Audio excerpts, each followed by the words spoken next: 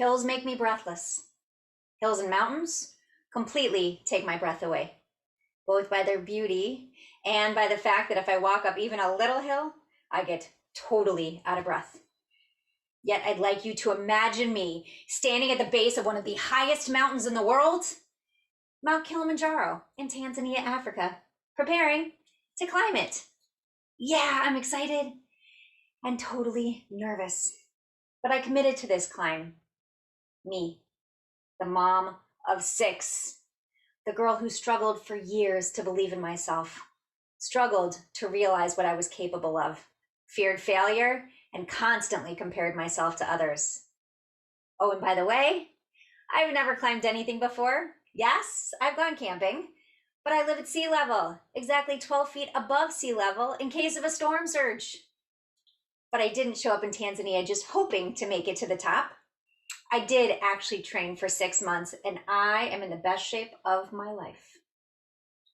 We've been hiking for 4 days, 16 of us, strangers brought together for the common goal of summiting Kilimanjaro. The lack of oxygen and the extreme altitude is taxing. But one of the most challenging parts for me about the whole experience is the absence of creature comforts, specifically the luxury of a flushable toilet, the porcelain throne. I feel like I have to go to the bathroom all of the time, especially at 2 a.m., 3 a.m., and 4 a.m. I psych myself up to peel back the warmth of my sleeping bag, unzip the tent, and slide on my shoes. I have 4 layers of clothes on, but I am still freezing. The idea of having to take multiple layers off every time I have to pee could have been overwhelming. Fortunately, I planned for the intricacies of peeing on the trail. Before I left for the trip, a friend suggested that I buy myself a life-changing gift, a pee funnel for only $19.99. It allows me to pee standing up. Best purchase ever. Other women on the trip were both inquisitive and jealous of this tool, and I'm typically a sharer, but not in this case. The summit attempt takes us from 15,420 feet to 19,341 feet. 19,341 feet. That's over 19,000 feet higher than my patio. We begin our final ascent at 11 p.m. on the 5th night and hike through the darkness. I'm mentally and physically exhausted, but my adrenaline has taken over. And so far, I've been successful in squashing that voice inside my head that likes to be the naysayer. The voice that likes to tell me to stop trying because I'll probably fail. Can I do this? Can I finish what I started? I mean, I'm 42 years old. I'm not a climber, and I have 6 kids at home. What was I thinking? Stop. You got this. 1 foot in front of the other. Small steps. Stop limiting yourself. As the sun begins to rise upon the surrounding peaks, we push ourselves through one more switchback and realize we have made it to the top of the first volcanic peak. I take out my phone to take a photo of the breathtaking sunrise and notice that I have 3 bars. Impossible. I dial my home number and my husband answers the phone. The tears are flowing and then freezing to my face. I hear the kids cheering in the background, and then the dogs barking, and then the kids yelling at the dogs to stop barking, and then the kids yelling at each other to stop yelling. And I'm reminded of exactly why I am here. No, not to escape the chaos I call home, but to finish what I've started, to prove to myself that I can do this because I believe in myself. I truly believe in myself for the first time that I can remember. A survey from the Dove Self-Esteem Fund found that 7 in 10 girls believe that they are not good enough. This includes their looks, their performance in school, and even their relationships with friends and family. By the age of 17, 78% will be unhappy with their bodies. Dove's global research found that just 4% of women worldwide consider themselves beautiful. Only 4%. We set the bar so unreasonably high when it comes to beauty or ability that we tend to feel permanently inadequate. We are way too hard on ourselves. when we buy into the misguided belief that we need to be a master at something or know exactly what we're doing before we take the first step, we set ourselves up for constant disappointment.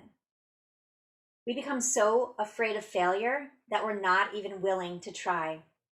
It's a vicious cycle that leads to missed opportunities and chronic self-doubt.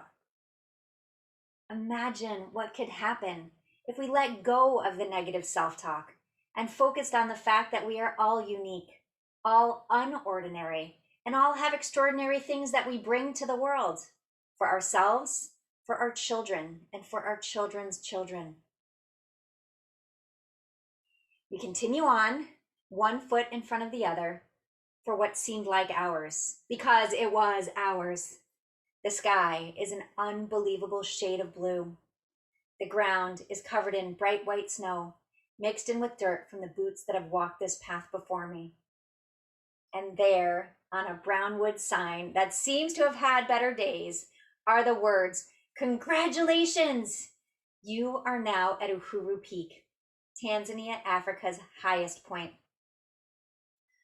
I struggle to suck air into my oxygen-deprived lungs. I do a celebration dance, well, at least inside my head, because I can't breathe. And then our team hugs and cries and hugs some more. The second best frozen tears of my life. I did it. I did it. I did it. As we begin our descent, my tears begin to thaw.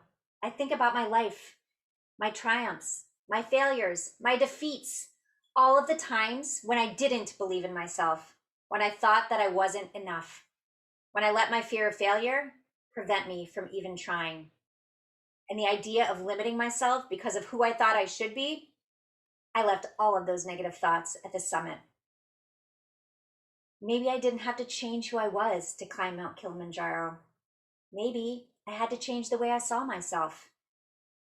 What if we don't need to change who we are? What if what we need is to change the way we see ourselves? I'm not saying that we should be complacent. What I am saying is that when we change the way we see ourselves, when we start believing in ourselves, truly believing in ourselves, then the world opens up to us. We're willing to try more things. We're willing to reach out to help others. And we're willing to expand our goals and put in the work to accomplish them. We understand our value and can see the impact that we are making on the world. Think back to your younger self, the version of you that wanted to be an astronaut, a pop star, a world-class athlete. That person still exists. Think about something that you want to do now. Maybe it's a 5K. Maybe you've always wanted to write a book, or maybe you want to step on stage and start speaking. Stop listening to the naysayers. Stop comparing yourself to others. Stop telling yourself that you can't do something and start asking yourself if you want to. Then take that first step and start believing in you. Because who are we to think that we are not enough? We are mothers, daughters, sisters, friends. We change the world.